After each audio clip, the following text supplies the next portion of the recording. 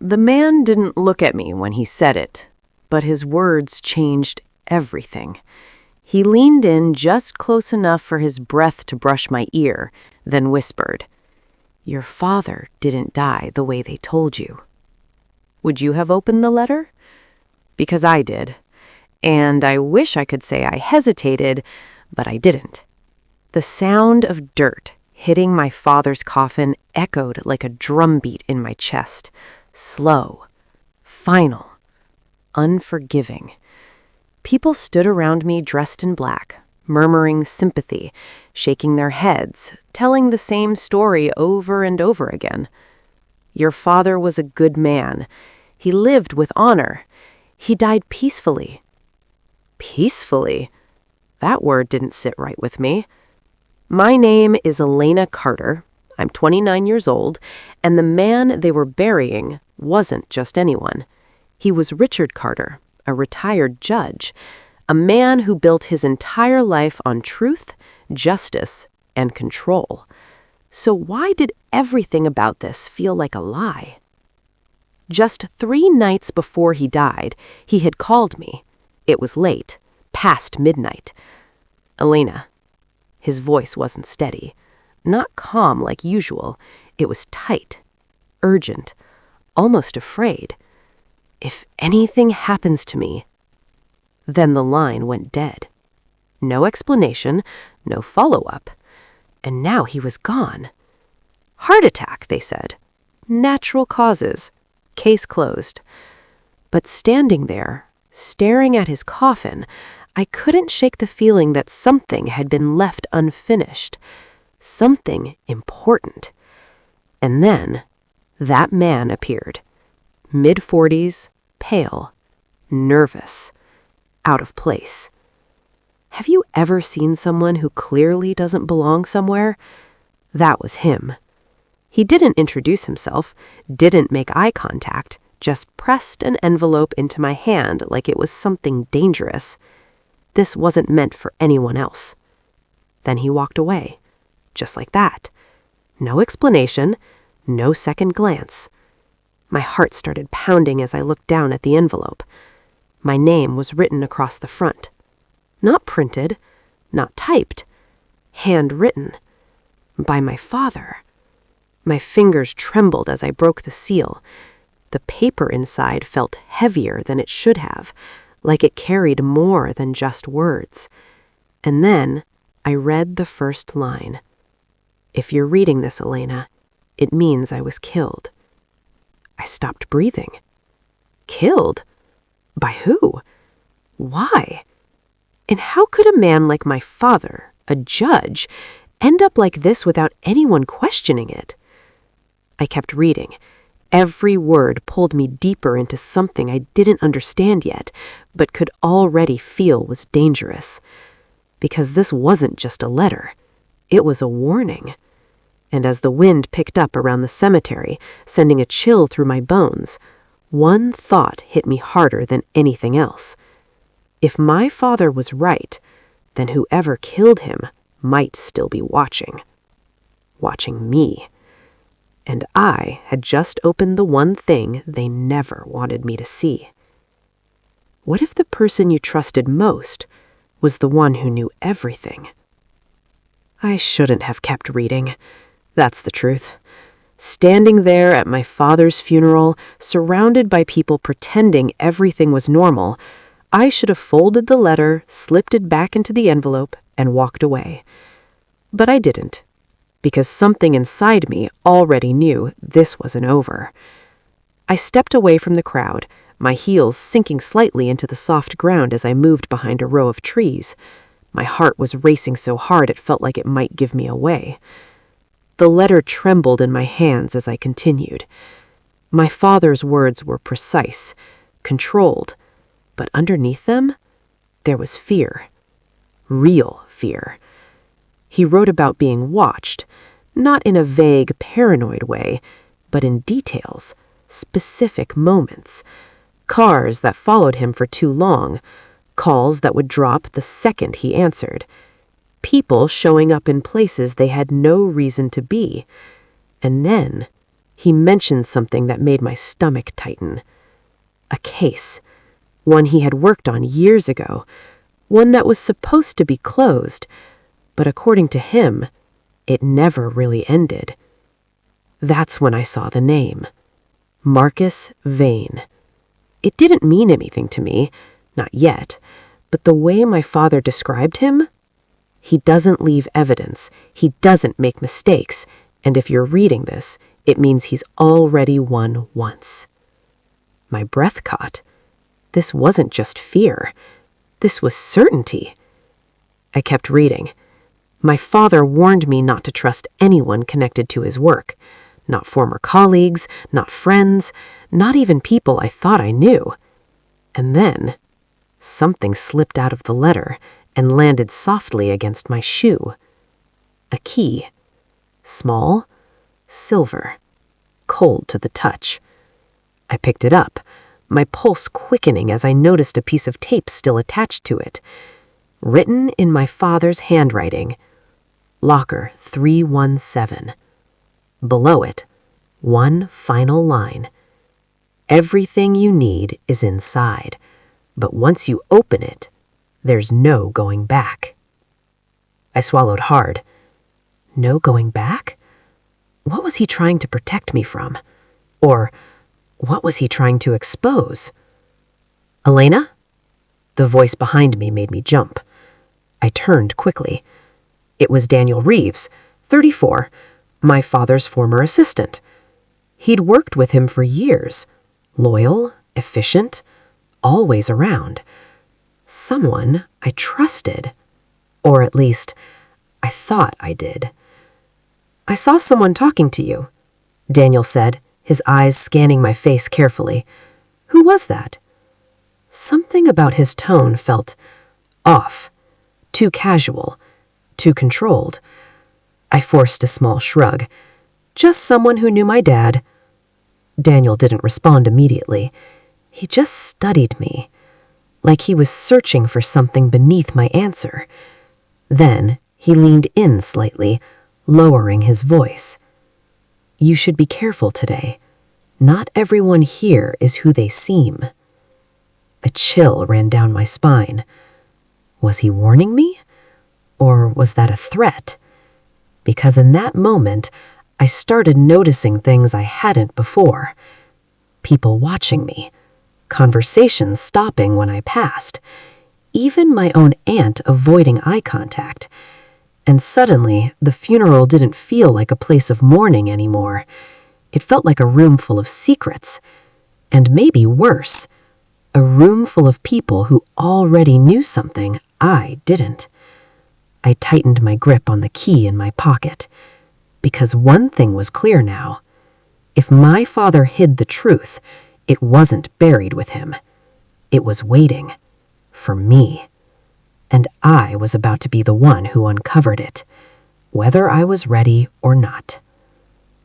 Some doors aren't meant to be opened, but what if the truth is behind one?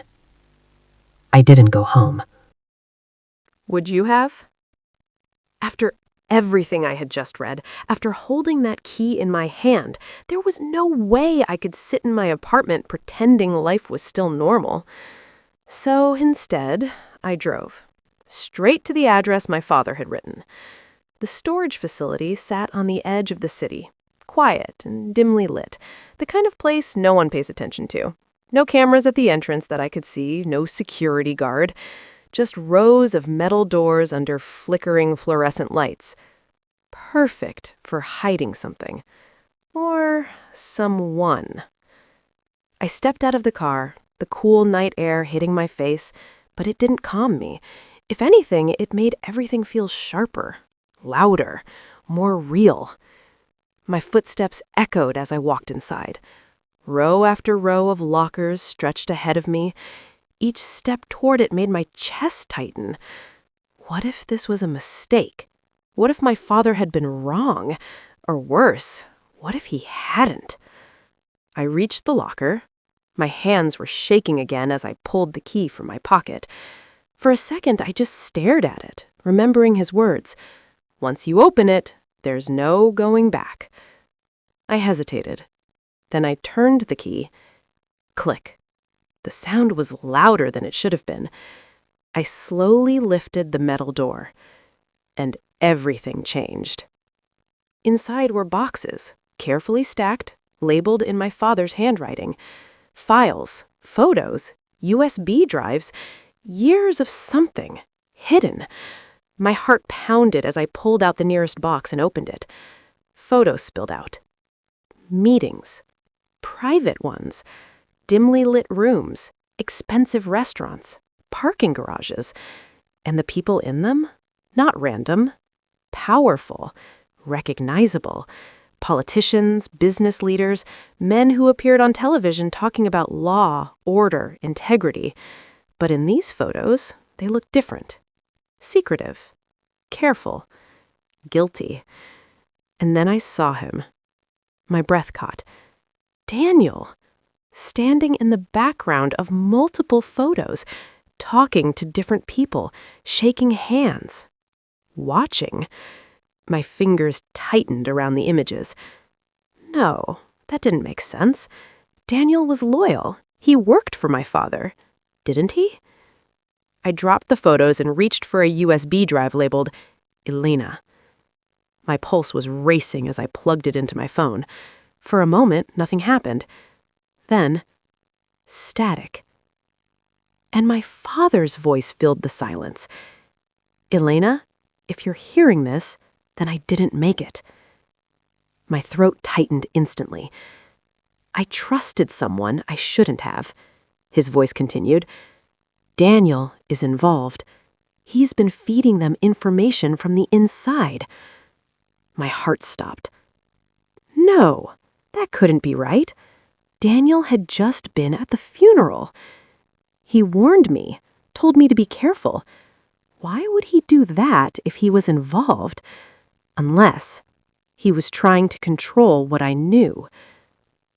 Footsteps echoed behind me. Slow. Measured. Deliberate. Every muscle in my body froze. I turned slowly, my breath catching in my throat. And there he was, standing at the end of the aisle. Daniel. But this wasn't the same man from the funeral. The concern was gone. The warmth. Gone. What replaced it? Cold certainty. You weren't supposed to find that, he said quietly. My group tightened around the USB drive. My mind erased. Run? Speak? Pretend? Too late, because the way he was looking at me now, he already knew. And in that moment, I realized something terrifying. I hadn't just found the truth. The truth had found me. The person you trusted most might be the one who betrays you. I couldn't breathe. Not a single sound escaped me as Daniel's gaze pinned me in place. His calm, controlled expression sent chills down my spine. The man who had once seemed cautious, worried even, now looked like a predator ready to strike. You should have left it alone, Elena, he said quietly, each word deliberate. Your father should have walked away. You shouldn't have opened that locker. I swallowed hard, my voice trembling but defiant. That's not what he wanted. That's not what he wrote. A faint, almost amused smile crossed his face. No, it wasn't. But you see, he underestimated how far this went, how powerful the people he investigated were. And you just walked into the middle of it. The realization hit me like a punch to the chest. Daniel wasn't just warning me, he was part of it. He had been at the funeral, standing near me, pretending to care. All that concern, all that guidance, it had been a mask. I tried to step back, but the aisle was narrow. Boxes lined both sides, creating a corridor. I was trapped. My heart hammered, my palms slick with sweat. And then I heard it, distant but unmistakable. Sirens. Police cars. Daniel's head tilted. A flicker of something, hesitation, crossed his face. You called someone? he asked, his voice steadier now. I hadn't, but clearly someone else knew I was here. My mind spun. Could it be my father's contacts? A friend? Or someone even more dangerous? Daniel's expression shifted. The calm, controlled predator I had faced now betrayed a hint of uncertainty. That was my opening. I grabbed the nearest box and hurled it toward him, creating chaos in the aisle, and sprinted. Boxes toppled, clanging loudly as I ran. The sound of footsteps thundered behind me. Daniel's, fast and relentless. I burst through the facility doors just as 2 police cars skidded into the lot, lights flashing. Officers poured out, guns drawn. Hands where we can see them. Daniel froze, raising his hands slowly. Fear, real fear, finally replaced the mask of control. But my relief was short-lived. Daniel was dangerous, yes, but he wasn't the one my father feared most. Somewhere out there, Marcus Vane was still free, and I had no idea what he would do when he found out I had uncovered everything. The truth finally came to light, but the consequences were just beginning. The investigation unfolded like a storm. The files, the photos, the recordings from the locker, they were all real. Every warning, every cryptic message from my father made sense now. He hadn't been paranoid. He had been right. Daniel's arrest was just the beginning. He wasn't the mastermind. He was the bridge, the one who fed information from the inside, the one who kept the network silent and ensured threats were quietly managed, including my father. Official reports confirmed it. My father hadn't died of a heart attack. He had been poisoned. Slowly, carefully, methodically. It was the kind of death designed not to raise suspicion. Only someone who knew exactly what to look for could have uncovered it. And thanks to his letter, I had. Emotionally, the revelation hit me like a tidal wave. I was angry, terrified, relieved, and grieving all at once. My father hadn't just feared for himself, he had feared for me. Every word in that letter, every instruction was his way of protecting me even after he was gone. For the first time, I understood him completely. The man I thought I knew had lived a life full of secrets to shield me from danger. The consequences rippled outward. Daniel faced serious charges: conspiracy, aiding and abetting, and accessory to murder. Others connected to the network were exposed. Powerful careers collapsed. Political careers ended. Media outlets ran stories about the underground network my father had been investigating for decades. But Marcus Vane? He disappeared. No arrest, no trace. Only silence. That truth stung. One of the people my father feared most remained free, a shadow I couldn't touch yet. Yet knowing his identity and the scope of his operations gave me power my father hadn't had while alive. I wasn't helpless anymore. Weeks later, I returned to the cemetery.